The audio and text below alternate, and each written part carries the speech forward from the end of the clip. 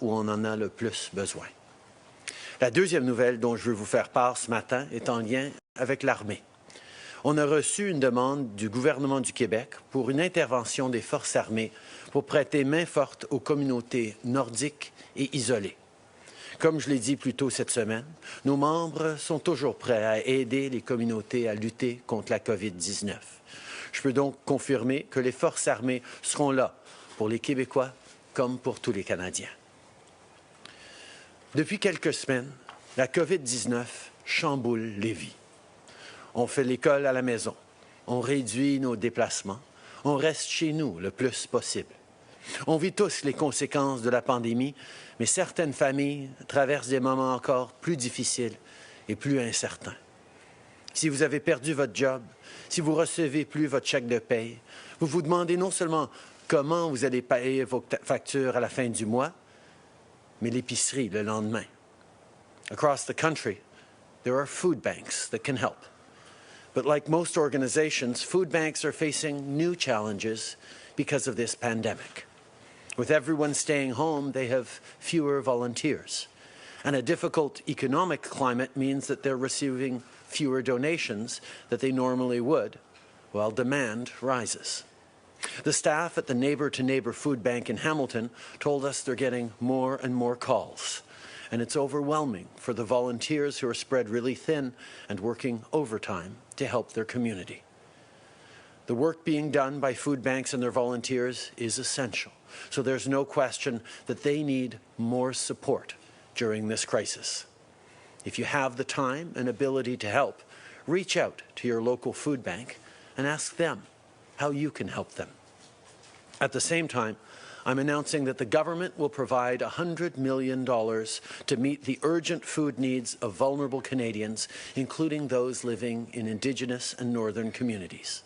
This money will help ensure that organizations can buy and deliver food to those who need it the most. It will help support organizations that you may already know, like Food Banks Canada, Breakfast Club, and the Salvation Army, and many more. And on that note, I do want to take a moment to thank all volunteers and organizers. Thank you for feeding our communities. We see you, and we are grateful for the incredible, tireless work you do, even in these extremely difficult circumstances, especially in these extremely difficult circumstances.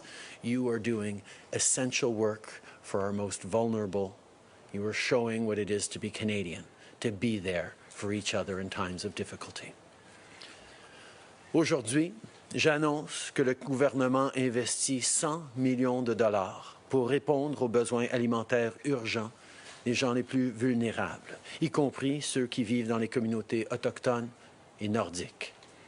Ces fonds aideront les banques alimentaires à acheter et à livrer des provisions à ceux qui en ont besoin. Depuis le début de la pandémie, les banques alimentaires font face à des défis particuliers. Par exemple, la plupart de leurs bénévoles sont des personnes à la retraite qui sont plus à risque d'attraper la COVID-19. Ça veut dire moins de monde pour desservir une clientèle grandissante. Les banques alimentaires et les organismes de bienfaisance font un travail incroyable pour nos communautés à l'année longue. Je pense par exemple à la maison de quartier Villeray, que je connais depuis bien des années, où les gens travaillent extrêmement fort pour aider leurs voisins dans mon comté de Papineau. Si vous avez le temps et le moyen d'aider ces jours-ci, je vous invite donc à communiquer directement avec les organismes autour de chez vous. Ils ont besoin de votre aide. Et avec l'annonce aujourd'hui, on appuie plusieurs organismes que vous connaissez peut-être déjà, comme Moisson Montréal, le Club des petits déjeuners et l'Armée du Salut. Je veux d'ailleurs en profiter pour remercier tous les bénévoles et les organismes pour leur travail. Vous nourrissez vos communautés. On apprécie énormément tout ce que vous faites. C'est pas facile. Il y a énormément de demandes. Vous êtes limité dans vos ressources. Mais je sais que vous allez continuer d'aider vos voisins, d'aider les gens qui en ont besoin. C'est ce qu'on fait dans des moments de difficulté. On est là les uns pour les autres et nous serons là pour vous. Je sais que vous êtes nombreux en ce moment à traverser des moments difficiles. La pandémie crée beaucoup d'incertitudes et ça vous inquiète. Mais je veux que vous sachiez que notre gouvernement ne va pas vous laisser tomber. On a investi dans les banques alimentaires pour que vous puissiez subvenir aux besoins urgents de votre famille pendant cette crise. Et en même temps, on offre un soutien financier à ceux qui ont perdu leur emploi ou leur chèque de paye à cause de la COVID-19. On met en place la prestation canadienne d'urgence qui vous donnera 2 000 $ par mois. Notre gouvernement augmentera aussi le crédit pour la TPS pour aider les gens dont le revenu est faible ou modeste. On avait dit que les adultes admissibles recevraient jusqu'à 300 $ et jusqu'à 150 $ par enfant à partir du mois de mai. Mais je peux maintenant confirmer qu'ils recevront de l'aide ce mois-ci, en avril. Our government is also supplementing the GST credit to help low-income people. We had said that in May, every qualifying adult would receive up to $300 with $150 for each child, but I can now confirm that help is coming sooner, this month, in April instead. Our government has also been working with major banks to deliver benefits, including the CERB, through direct deposit. Effective today, people should visit their bank's website for information on how to enroll for direct deposit if they haven't already. Je sais que vous êtes nombreux à vouloir savoir combien de temps ça va durer. Vous vous demandez quand est-ce que vous allez pouvoir voir vos amis, serrer vos grands-parents et recevoir de la visite pour le souper. Hier soir, je me suis entretenu avec les premiers ministres des provinces et des territoires et on a notamment parlé du partage de données et des projections. La bonne nouvelle, c'est qu'on teste beaucoup plus de gens et les experts ont des nouvelles données à analyser. Les provinces et les territoires sont en train de mettre leurs données à jour et publieront les dernières informations bientôt. De notre côté, on travaille très fort pour vérifier les derniers chiffres pour pouvoir ensuite les mettre en ligne. Vous pouvez consulter le canada.ca/coronavirus pour obtenir les meilleures informations à jour sur les propagations du virus. J'aimerais pouvoir vous dire exactement quand tout sera terminé. Je vous parle souvent de semaines et peut-être même de mois, mais la réalité, c'est que ça va dépendre de chacun d'entre nous. La meilleure façon de minimiser l'impact de la COVID-19, c'est de continuer à suivre les directives des experts. Vous les connaissez. Restez chez vous le plus possible. Limitez vos déplacements. Et si vous devez absolument sortir de la maison, gardez une distance de 2 mètres avec les autres. Continuez à faire votre part et je vous promets qu'on va passer à travers. Je veux terminer aujourd'hui avec un message pour les jeunes et les enfants. Dimanche, je vais faire une vidéoconférence axée sur vous avec la Dr Tam. Vous pouvez m'envoyer vos questions aujourd'hui sur le site de Radio-Canada Jeunesse et j'ai hâte de vous répondre en fin de semaine. I want to close with a message for kids. On Sunday, I'll be holding a video conference focused on you with Dr. Tam. So send me your questions through CBC Kids' websites by the end of the day, and I'm looking forward to answering you this weekend. Merci beaucoup tout le monde. Thank you, Prime Minister. We'll now go to the phone lines for a few questions. One question and one follow-up. Operator? Thank you. Merci. First question, Kate Bolingaro, Bloomberg. Your line is open. Hello, Prime Minister. I have a question regarding the OPEC. Canada planning to meet with, has been invited to meet with the party and talk. I'm sorry, Kate, your line is cutting out a little bit. Can you try and speak closer to the phone and a little more clearly? Yes, no problem. Can you hear me now, Mr. Prime Minister? That's much better. Thank you. Okay, so my question is regarding the OPEC Plus meeting on Monday. Is Canada planning to meet with, has it decided to meet with, or is it already talked OPEC, other oil-producing nations, about coordinating output levels to help bring crude prices down? And what would you want this potential look like? I can assure you that we've been coordinating closely with the United States and other allies in looking at the challenges faced by OPEC right now. We recognize that these catastrophically low oil prices are having an impact on many people's economies and indeed on Canadian oil sectors. We're trying to coordinate to ensure that we make sure that our economy doesn't face the kinds of challenges that it's been facing. We need to continue to support workers across the country. We will continue to work internationally to try and impact on the difficult decisions made by OPEC over the past weeks, and we will keep you posted on that. And what is happening with the support package for the oil sector we've been hearing about? We're continuing to work with provinces, particularly the province of Alberta, to ensure that we're giving support to workers who are in particularly distressed industries. The wage subsidy and the Canada Emergency Response Benefit will be of help to people right across the country, including in the oil sector, but we recognize that certain industries are facing much greater stresses than others, and we will continue to work with the provinces. I can highlight that in our conversation last night, the premiers and I did discuss this. I heard directly from Premier Kenney and others on the importance of support to the oil sector, and we're going to continue to work with them. Thank you. Operator, next question. Thank you. Merci. Prochaine question, Mélanie Marquis, La Presse. À vous. Bonjour, M. Trudeau. On apprend que l'administration Trump a demandé à 3M de cesser d'exporter des masques N95 au Canada, en Amérique latine également. Pouvez-vous nous donner plus de détails sur ce que vous savez? Comment qualifiez-vous cette décision-là? Et puis, comment est-ce que le Canada compte y réagir?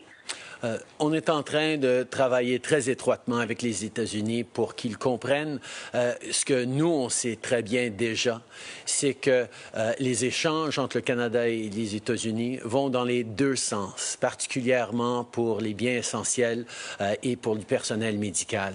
Il y a des milliers d'infirmiers et d'infirmières à Windsor qui travaillent au Détroit à chaque jour sur lesquels les Américains dépendent.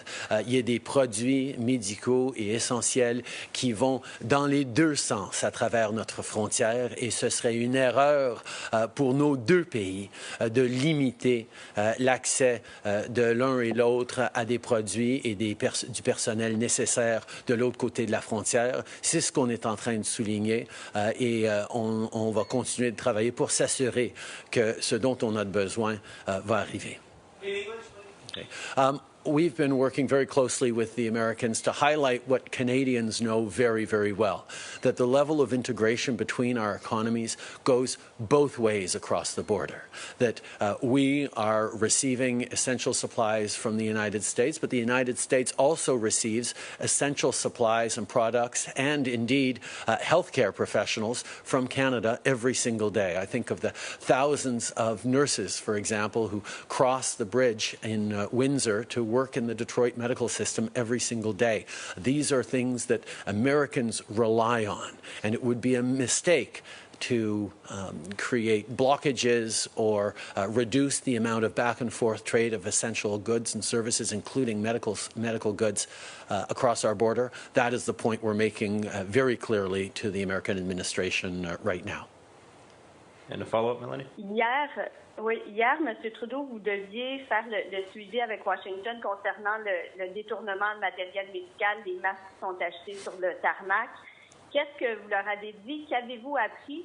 Puis juste pour revenir aussi à la question à laquelle vous n'avez pas répondu, est-ce que le Canada va riposter en refusant lui aussi d'envoyer des masques aux États-Unis si on en envoie effectivement?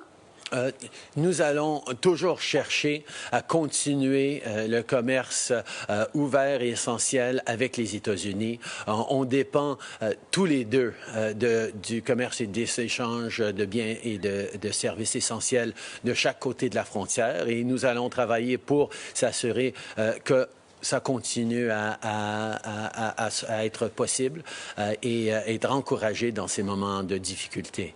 Nous allons toujours faire des suivis sur des préoccupations par rapport aux livraisons, mais pour l'instant, on est confiant qu'on continue à recevoir ce dont on a besoin.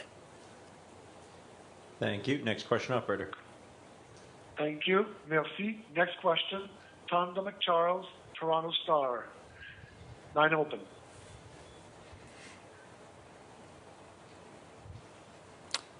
Tonda, you might be on mute. Yeah, I am. Sorry. Thanks for taking the question. Can you clarify? Last night, this order came from Trump to 3M company to cease their exports to Canada, and you've talked about how valuable it is. But have you, since then, put in a call to the president? Do you have one planned today? And you said it would be a mistake, but it's a done deal, is it not? 3M has indicated that it understands how important it is to continue with delivering on orders to places like Canada, because there is much trade that goes back and forth in essential services, and it could end up hurting Americans as much as it hurts anybody else. That is the point that we are making very directly and have been making for many days now to various levels of the American administration, and that message is getting through. 3M a indiqué que ce serait une erreur de limiter le commerce en matériaux essentiels parce que tous les pays ont besoin de recevoir du matériel d'en dehors de leurs frontières et ce serait blessant pour les Américains d'avoir des limites sur les biens essentiels qui arrivaient du Canada et d'autre part. C'est une chose qu'on est en train de souligner très fortement avec l'administration américaine ces jours-ci, y compris ce matin. As a follow-up, sir, you didn't indicate whether you have or will speak to the president today, but I'd like to understand from your perspective just how big a gap this leaves Canada's supplies of these crucial medical masks. We continue to be confident that we're going to receive the necessary equipment. We understand that there are pressures across our healthcare systems in various regions on the dwindling supplies. That's why we are working so hard to ensure that we get the right supplies to them in the right amount of time. We've seen a number of Canadian companies stepping up their productions, which will be flowing soon. We're also receiving more shipments from places around the world. We will do everything we can to ensure that no part of Canada goes without essential supplies in facing this pandemic. Thank you. Operator, one more question on the phone, please. Thank you. Merci. Justin Ling, freelance. Your line is open. Hi there, Prime Minister. You've been imploring people to stay home if they can. You've been asking people not to go to work. But given that, why are you still sending in civil servants to run immigration detention facilities when that could seriously increase the risk of spreading the virus not only to those detained in the facilities, but to those workers who have to go back home to their families every day? Do you consider that an essential service to be locking up people who were applying for asylum here? We recognize that there are many essential services that need to continue to be delivered for Canadian safety, for the well-being of our country, and ensuring that Canadians are safe needs to be a top priority. That's why we're going to continue to ensure that essential services get done wherever possible. Civil servants are encouraged to work remotely, to work from home. We know there are significant things that need to be worked on to deliver for Canadians, to keep Canadians safe at this particular time. And I want to take the opportunity again to thank the public service for all it does in these difficult times to make sure Canadians are kept safe and secure. Well, it's not really a question of safety when you're locking up those who may have overstayed a visa or who applied for asylum. And certainly, it's been 2 weeks now since I first asked you about releasing nonviolent offenders, and nothing has happened. Your government has continuously said, you're looking at it, everything's on the table, you're looking at it, but nothing's actually happened yet.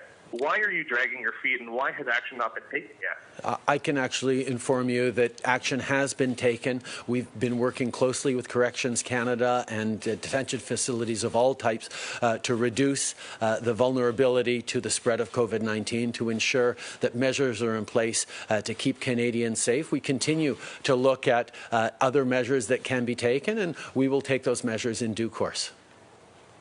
Brian Mullen, Global News. Prime Minister, on the issue of 3M, you're saying if the U.S. goes ahead with this, it could hurt Americans also because of the flow of supplies and resources across the border. Are you considering any retaliatory measures against the U.S.? We are discussing very closely with the United States the importance of keeping the flow of essential goods and services across our border to help both of our countries. I am confident that the close and deep relationship between Canada and U.S. Will hold strong and that we will not have to see interruptions in supply chain in either directions. Nous allons continuer de souligner aux Américains à quel point c'est dans nos intérêts de chaque côté de la frontière de continuer à partager des biens et services essentiels. C'est quelque chose qui est très important pour nous tous et c'est pour ça que je suis confiant qu'on va pouvoir continuer de compter l'un sur l'autre dans cette crise importante. Glenn McGregor, CTV News. Prime Minister, within the hour, Ontario officials are going to reveal their projections on the number of cases and the number of fatalities we might expect in the province. Dr. Tam has said the federal equivalent of those models are being used to inform your policy decisions, require Canadians to dramatically alter their way of life. Don't you have an obligation to follow Premier Ford's lead and release projections on the worst case and best case scenarios about how many of us might die?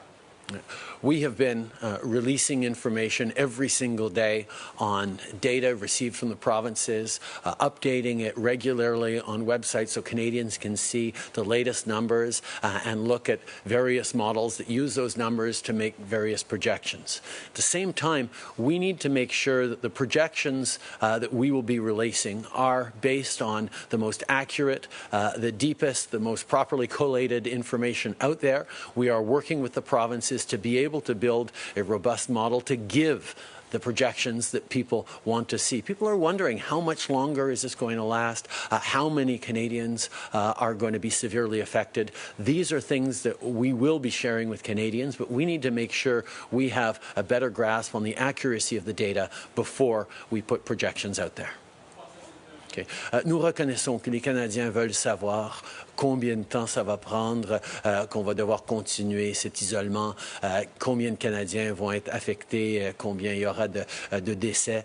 Nous allons partager cette information, mais avant de pouvoir le partager, il va falloir qu'on se base sur des données très précises et meilleures que ce qu'on a maintenant. C'est pour ça qu'on est en train de travailler avec les provinces pour approfondir nos données pour pouvoir livrer un modèle qui est beaucoup plus ancré dans la réalité. Marika Walsh with the Globe and Mail. I just want to return to the OPEC questions you were asked at the top. Can you clarify, is Canada at the table at Monday's meeting, or are you just dealing with the U.S. and the U.S. is the one dealing with OPEC? We are continuing our conversations with the international community, including with OPEC. There have been communications between OPEC and Canada. We will continue to stress that we need to work together as a world to get through this economic crisis as well as a health crisis. We will continue to insist on that. Okay, can you please clarify if that means Canada will actually be at the table? And also, I'd like to get your thoughts on whether Canadian producers should actually be cutting their production further. They've already had to do this. More is expected because of supply challenges. So is it a wise strategy for Canada to coordinate with a price-setting cartel that has caused many of the current problems we're seeing in the global pricing of oil? Well, I can assure you that conversations are ongoing with the United States on how we can work together to ensure that we are countering some of the measures being brought in by OPEC, and we will continue those conversations. Bonjour, M. Trudeau. Mathieu Goyer de Radio-Canada. On comprend que ce sont les Rangers qui vont aller dans le nord du Québec. Pouvez-vous donner plus de détails sur leur nom et leur mission particulière? On sait que les Rangers canadiens sont toujours présents dans le Nord pour aider dans les communautés, pour aider à servir. Ce que je comprends, c'est qu'au Nunavik, les Rangers vont être là pour aider à installer des tentes et de l'infrastructure médicale. On aura plus de détails sur les nombres dans les heures à venir. Et dans les hôpitaux, les pharmaciens craignent des pénuries de médicaments importants comme du Ventolin, de la morphine, du Curare, comme on le voit dans les hôpitaux européens. qu'est-ce que vous faites pour s'assurer qu'on ne manque pas de médicaments dans nos hôpitaux canadiens? On a une industrie pharmaceutique assez robuste au Canada. On a déjà passé le message de créer plus de produits qui vont être nécessaires pendant cette crise. Nous travaillons aussi avec la communauté internationale pour s'assurer qu'il n'y ait pas de pénurie dans les hôpitaux canadiens. On va continuer de veiller au niveau de ressources que nous avons pour s'assurer qu'aucun hôpital, aucun Canadien ne manque de médicaments dont ils ont besoin. Good morning, Prime Minister. Olivia Stefanovich, CBC News. I imagine you have seen the projections from Ontario and Quebec that will be released shortly. Can you tell us what your reaction is to those numbers and how this will change the federal approach? I'm not going to preempt the announcement that Premier Ford is going to be making shortly. We have seen the numbers. We continue to work very, very closely with the provinces. We are very much looking to share national projections with Canadians in the coming days. But I can tell you that we know that this is a very difficult situation for Canadians. There are some very challenging projections out there that will emphasize how important it is for all of us to do our part, to stay home, to keep ourselves safe, to keep our loved ones safe, and to get through this as best we possibly can. How do these numbers change the federal approach? Our federal approach continues to be to do everything we can based on the best scientific advice to keep Canadians safe and to ensure that our economy bounces back strongly after this is all through. The measures that we're encouraging and asking Canadians to take, whether it's around self-isolation, whether it's around social distancing, which means keeping 2 meters apart, whether it's around ensuring that people are washing their hands regularly and for 20 seconds. These are the things that are going to help keep Canadians safe. As much as we can do at the federal level, as much as we can support, as much as we can bring in quarantines and decrees, ultimately, it is Canadians' own behaviour that will make the difference in this. How we get through this depends on you, and that's why I'm so confident that we will get through this, because Canadians are always there for each other. We're looking to do the right thing. We will get through this together. Merci tout le monde.